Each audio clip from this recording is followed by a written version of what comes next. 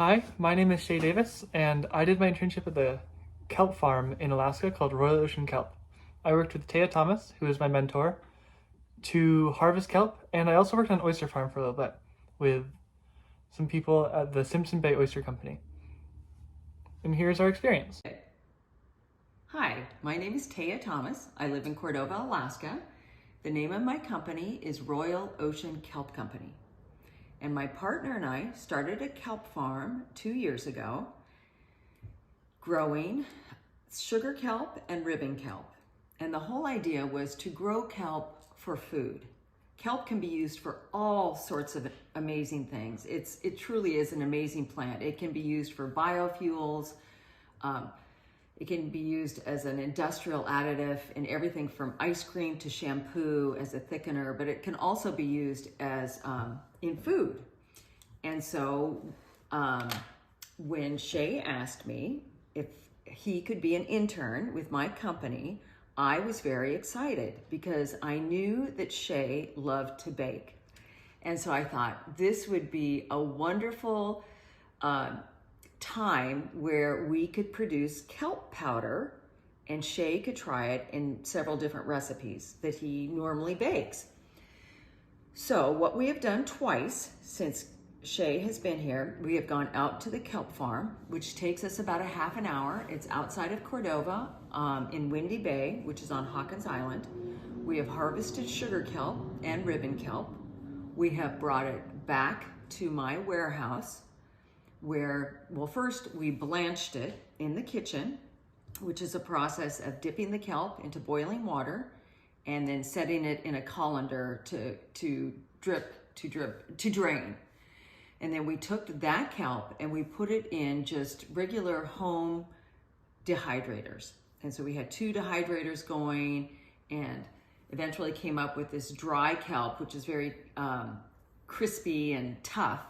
And then it took a double process to actually grind it. First, we put it in the food processor, which grinds it into kind of a rough flake, tough flake. And then I have found through kind of my experimenting that the only thing that was strong enough to grind it to powder was a coffee grinder, because coffee beans are pretty tough and it grinds it to a really fine powder. So then after the food processor chopped up the dried kelp, we would put it in small batches in a coffee grinder and eventually came up with kelp powder. And we had a tote of about this much kelp that eventually, after drying it, blanching it, and grinding it, came in to be about 2 cups of kelp powder. So that was kind of part of the whole process, part of the whole learning process. So anyway, and then Shay started baking with the kelp powder, making several different recipes, which has been really fun. Everything from pizza dough to bread to oatmeal chocolate chip cookies. And it's fun. Lots of different people have tried them and given him their review of his kelp products. One thing I've learned from this program is that you need to have an idea. So I'm really glad that Shay, grasped onto this idea of making the kelp powder and then baking with it, because it wasn't just enough to just go out there and work on the kelp farm. That's just work. I mean, he needed an idea to follow through to do with the kelp, which he very much has done, and it's been fun for me to watch him do this. And yeah. Hello, my name is Shay Davis, and I did my internship in Cordova, Alaska, to work on a kelp farm with Royal Ocean Kelp. I wanted this internship because I really enjoy being in this place.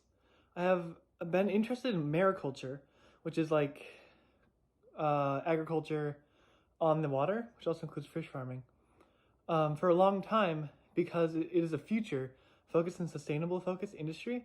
While I'm out here, I learned that kelp has a greater carbon sequestration than trees and could be a huge benefit to climate resilience projects around the globe. We even worked with a company called Greenwave, which measures carbon sequestration of kelp forests along the West Coast, and I think in other parts of the world. On top of that, kelp is an incredibly healthy food source, providing vital vitamins that many Americans don't normally take in. This is why I wanted to experiment with kelp baking. I thought it would be a fun way to incorporate more nutrition into my baking. This came out to create tasty and green, and I mean actually green, desserts like kelp carrot cake, bread, cookies, and pizza. I mainly experimented with the amount of kelp flour to normal flour and whether that would be good or not, and how I could create an additive to incorporate into any baking. I found that most forms of like robust baking, like really flavorful and maybe not as delicate as like pastries, aren't affected by adding kelp flour to it. This means that we can benefit from kelp while still maintaining a really sweet treat. There have been many cool and more interesting challenges to this internship. The part that was the most fun for me would be physically going out to the water to harvest kelp. It was really fascinating and taught me something I'd never really seen before. I don't think many people think about harvesting kelp. We actually literally went out there and I was cutting off pieces of kelp into a bucket that we then brought home and dried and then ground up. This internship has made me consider not just my personal future, but also the future of the planet and the people on it. Right now, our farming techniques are harmful to the environment. They use terrible pesticides and chemicals to produce the most food, which has been advantageous for us, but we really need to move forward towards a more sustainable food production method. This has been known in other countries for years, but it's only just beginning to be accepted by the American people.